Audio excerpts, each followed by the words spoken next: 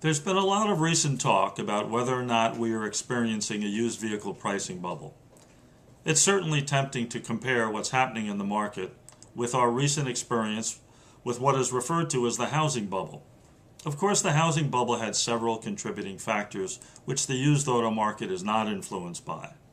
Such things as creative mortgage options and creative derivative packages, they're really creative in the housing industry, are not part of our industry.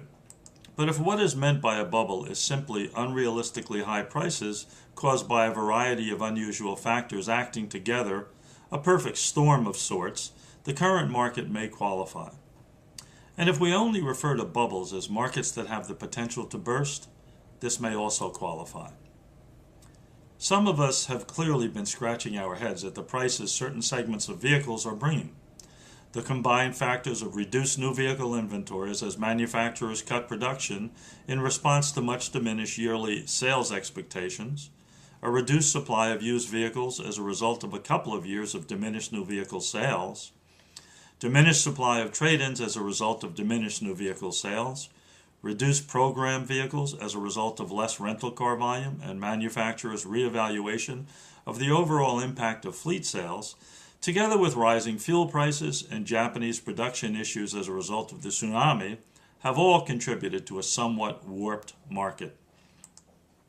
Such is the perfect storm whereby econo cars and price range vehicles have prospered inordinately at the expense of gas-guzzling SUVs, pickups, and their ilk. As in 2008 during the fuel price spike, the Toyota Prius has been the poster child for head-scratching in the lanes.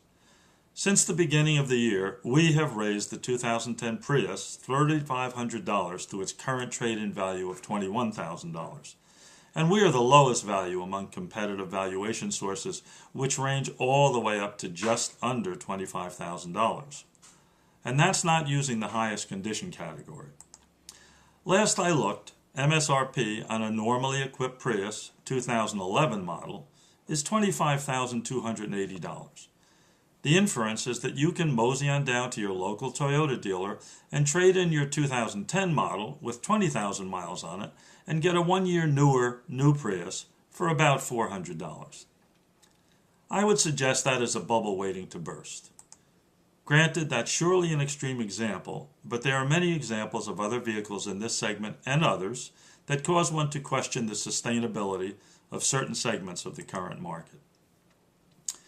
We're not suggesting that the current market does not have pockets of strength. Our highly experienced and professional sources tell us, however, that the market is becoming increasingly selective and that as we move into the summer months, caution might be advised. While the cream is still doing extremely well, more ordinary vehicles are much more difficult to sell and are priced accordingly. Low mileage vehicles are still chased vigorously, while medium mileage vehicles are relatively ignored and again priced accordingly. Those of us whose responsibility is to reflect the totality of the market have to guard against being too heavily influenced by the exceptional vehicles and their exceptional prices. Having said that, we think there may be opportunities in those segments of the market that have been severely beaten up, primarily as a result of fuel price fears.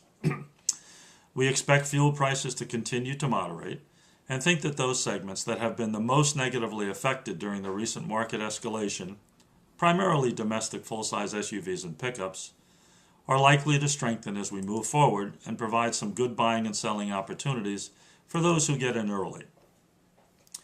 We also expect price range vehicles of all sorts, with some moderation among the econo car segment as they gradually return to reality, to continue to show relative strength. There is simply not enough of these vehicles, good ones in particular, to meet a healthy demand. The European and Asian luxury segment continues to be relatively stable.